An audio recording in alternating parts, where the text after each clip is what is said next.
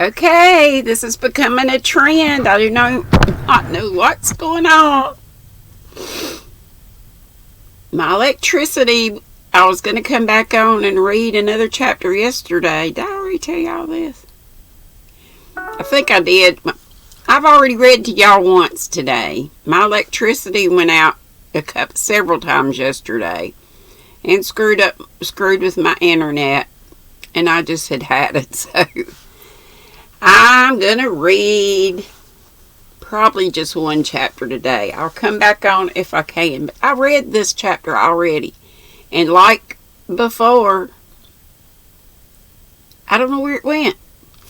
The numbers were going. It's crazy. I probably got a terrible thumbnail from going and being so frustrated. But, oh, Lordy, it's almost 4 o'clock and I'll be on at 5. Live at 5. Pray that everything goes well with my internet. With my electricity and internet. Chapter 8, again, Rilla decides. When you last heard, Mrs. Dr. Deer had just come home, and Susan told her, she asked where Rilla was. And she said, wait a minute. Thus it came about that Mrs. Blythe, when she returned home 2 nights later and asked Susan where Rilla was electrified by Susan's composed reply. She's upstairs, Mrs. Dr. Deer, putting her baby to bed. Chapter 8, Rilla decides. News to you, not to me. Families and individuals alike soon became used to new conditions and accept them unquestioningly. By the time a week had elapsed, it seemed as if the Anderson baby had always been at Ingleside. After the first 3 distracted nights, Rilla began to sleep again, waking automatically to attend to her charge on scheduled time. She bathed and fed and dressed it as skillfully as if she'd been doing it all her life. She liked neither her job nor the baby any the better. She still handled it as gingerly as if it were some kind of small lizard, a breakable lizard at that. But she did her work thoroughly, and there was not a cleaner, better cared for infant in Glen St. Mary. She even took to weighing the creature every day. Let's see, and jotting the result down in her diary. But sometimes she asked herself pathetically why unkind destiny had ever led her down the Anderson Lane on that fatal day. Or fateful. Sometimes this is my old candle, sometimes it has screwy words in it. Surely Nan and Di did not tease her as much as she had expected. They all seemed rather stunned by the mere fact of Rilla adopting a war baby. Perhaps, too, the doctor had issued instructions. Walter, of course, never had teased her over anything. One day he told her she was a brick. And I thought that was, an insult, but he meant it as what it's going to say here. It took more courage for you to tackle that 5 pounds of new infant, Rilla, my Rilla, than it would be for Jim to face a mile of Germans. I wish I had half your pluck, he said ruefully. It's a compliment. Rilla was very proud of Walter's approval. Nevertheless, she wrote gloomily in her diary that night, I wish I could like the baby a little bit. It would make things easier, but I don't. I've heard people say that when you took care of a baby, you got fond of it, but you don't. I don't anyway. And it's a nuisance. It interferes with everything. It just ties me down. And now, of all times, when I'm trying to get the Junior Reds started, and I couldn't go to Alice Clow's party last night, and I was just dying to. Of course, Father isn't really unreasonable, and I could always get an hour or 2 off in the evening when it's necessary, But I knew he wouldn't stand for my being out half the night and leaving Susan her mother to see to the baby. I suppose it was just as well, because the thing did take colic, or something, about 1 o'clock. It didn't kick or stiffen out, so I knew that, according to Morgan, it wasn't crying for temper, and it wasn't hungry, or no pins were sticking in it. It screamed till it was black in the face. I got up and heated water and put the hot water bottle on its stomach. It howled worse than ever and drew up its poor wee thin legs. I was afraid I had burned it, but I don't believe I did. Then I walked the floor with it, although Morgan on infants says that should never be done. I walked miles, and oh, I was so tired and discouraged and mad. Yes, I was. I could have shaken the creature if it had been big enough to shake, but it wasn't. Father was out on a case, and Mother had had a headache, and Susan is squiffy because when she and Morgan differ, I insist upon going by what Morgan says, so I was determined I wouldn't call her unless I had to. Finally, Miss Oliver came in. She rooms with Nan now, not me, all because of the baby, and I'm broken-hearted about it. I miss our long talks after we went to bed so much. It was the only time I ever had her to myself. I hated to think the baby's yells had wakened her up, for she has so much to bear now. Mr. Grant is at Valcartier, too, and Miss Oliver feels it dreadfully, though she is splendid about it. She thinks he will never come back, and her eyes just break my heart. They are so tragic. She said it wasn't the baby that woke her. She hadn't been able to sleep because the Germans are so near Paris. She took the little wretch and laid it flat on its stomach across her knee and thumped its back gently a few times, and it stopped shrieking. It went right off to sleep and slept like a lamb the rest of the night. I didn't. I was just too worn out. I'm having a perfectly dreadful time getting the Junior Red started. I succeeded in getting Betty Meade as president, and I'm secretary, but they put Jen Vickers in as treasurer, and I despise her. She's the sort of girl who calls any clever, handsome, or distinguished people she knows slightly by their first names behind their backs. And she is sly and two-faced. Una doesn't mind, of course. She's willing to do anything that comes to hand and never minds whether she has an office or not. She is just a perfect angel, while I'm only angelic in spots and demonic in others. I wish Walter would take a fancy to her, but he never seems to think about her in that way. Although I heard him say once she was like a tea rose. She is too, and she gets imposed upon just because she is so sweet and willing. But I don't allow people to impose on Rilla Blythe, and that you may tie to, as Susan says. Just as I expected, Olive was determined we should have lunch served at our meetings. We had a battle royal over it. The majority was against eats, and now the minority is sulking. Irene Howard was on the eats side, and she has been very cool to me since, and it makes me feel miserable.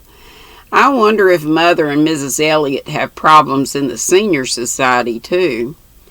I suppose they have, but they just go on calmly in spite of everything. I go on, but not calmly. I rage and cry, but I do it all in private and blow off steam in this diary, and when it's over I vow I'll show them. I never sulk. I detest people who sulk. Anyhow, we've got the society started, and we're to meet once a week, and we're all going to learn to knit. Yay! Shirley and I went down to the station again to try to induce Dog Monday to come home. Poor dog, he's staying at the station, waiting on Jim. All the family have tried and failed. 3 days after Jim had gone, Walter went down and brought Monday home by main force. in the buggy and shut him up for 3 days. Then Monday went on a hunger strike and howled like a banshee day and night. We had to let him out or he would have starved to death. So we've decided to let him alone, and Father has arranged with the butcher near the station to feed him with bones and scraps. Besides, one of us goes down nearly every day to take him something. He just lies curled up in the shipping shed, and every time a train comes, he will rush over to the platform, wagging his tail expectantly, and tear around to everyone who comes off the train. And then when the train goes, he realizes that Jim has not come. He creeps dejectedly back to the shed with his disappointed eyes and lies down patiently to wait for the next train. Mr. Gray, the station master, says there are times when he can hardly help crying from sheer sympathy. One day some boys threw stones at Monday and old Johnny Meade, who never was known to take notice of anything before, snatched up a meat axe in the butcher's shop and chased them through the village. Nobody has molested Monday since. Kenneth Ford has gone back to Toronto. He came up 2 evenings ago to say goodbye. I wasn't home. Some clothes had to be made for the baby, and Mrs. Meredith offered to help me, so I was over at the manse and didn't see Kenneth. Not that it matters. He told Nan to say goodbye to Spider for him and tell me not to forget him wholly in my absorbing maternal duties. If he could leave such a frivolous, insulting message as that for me, it shows plainly that our beautiful hour on the sandshore meant nothing to him, and I'm not going to think about him or it again. Fred Arnold was at the manse and walked home with me. He's the new Methodist minister's son, and very nice and clever, and would be quite handsome if it were not for his nose. It is a really dreadful nose. When he talks of commonplace things, it does not matter so much, but when he talks of poetry and ideals, the contrast between his nose and his conversation is too much for me, and I want to shriek with laughter. It really isn't fair, because everything he said was perfectly charming, and if somebody like Kenneth had said it, I would have been enraptured. When I listened to him with my eyes cast down, I was quite fascinated. But as soon as I looked up and saw his nose, the spell was broken. He wants to enlist too, but can't because he's only 17. Mrs. Elliott met us as we were walking through the village and could not have looked more horrified if she caught me walking with the Kaiser himself. Mrs. Elliott detests the Methodists and all their works. Father says it's an obsession with her. About 1st September, there was an exodus from Ingleside and the manse. Faith, Nan, Di, and Walter left for Redmond. Carl betook himself to his Harbor Head school, and Shirley was off to Queens. Rilla was left alone at Ingleside and would have been very lonely if she had had time to be. She missed Walter keenly. Since their talk in Rainbow Valley, they had grown very near together, and Rilla discussed problems with Walter which she had never mentioned to others. But she was so busy with the junior Reds and her baby that there was rarely a spare minute for loneliness. Sometimes after she went to bed, she cried a little in her pillow over Walter's absence, and Jim at Valcartier, and Kenneth's unromantic farewell message, but she was generally asleep before the tears got fairly started. "Shall I make arrangements to have the baby sent to Hopetown?" the doctor asked one day 2 weeks after the baby's arrival at Ingleside. For a moment, Rilla was tempted to say yes. The baby could be sent to Hopetown. It would be decently looked after. She could have her free days and untrammeled nights back again, but that poor young mother who hadn't wanted it to go to the asylum. Rilla couldn't get that out of her thoughts, and that very morning she discovered that the baby had gained 8 ounces since its coming to Ingleside. Rilla had felt such a thrill of pride over this. You said it mightn't live if it went to Hopetown, she said. It mightn't. Somehow institutional care, no matter how good it may be, doesn't always succeed with delicate babies. But you know what it means if you want to keep... But you know what it means if you want it kept here, Rilla. I've taken care of it for a fortnight, and it has gained 1/2 pound, cried Rilla. I think we'd better wait until we hear from its father anyhow. He mightn't want to have it sent to an orphan asylum when he's fighting the battles of his country. The doctor and Mrs. Blythe exchanged amused, satisfied smiles behind Rilla's back, and nothing more was said about Hopetown. Then the smile faded from the doctor's face. The Germans were 20 miles from Paris. Horrible tales were beginning to appear in the papers of deeds done in martyred Belgium. Life was very tense at Ingleside for the older people. We eat up the war news, Gertrude Oliver told Mrs. Meredith, trying to laugh and failing. We study the maps and nip the whole Hun army in a few well-directed strategic moves. But Papa Joffrey hasn't the benefit of our advice, and so Paris must fall. Will they reach it? Will not some mighty hand yet intervene? Murmured John Meredith. I teach school like one in a dream, continued Gertrude. Then I come home and shut myself in my room and walk the floor. I am wearing a path right across Nan's carpet. We are so horribly near this war. Them German men are at sinless. Nothing nor nobody can save Paris now, wailed Cousin Sophia. Cousin Sophia had taken to reading the newspapers and had learned more about the geography of northern France, if not about the pronunciation of French names, in her 71st year than she had ever known in her school days.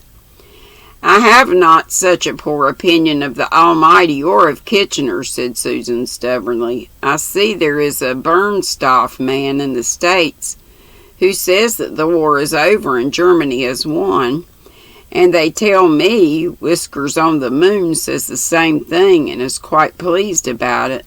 But I could tell them both that it is chancy work counting chickens even the day before they are hatched.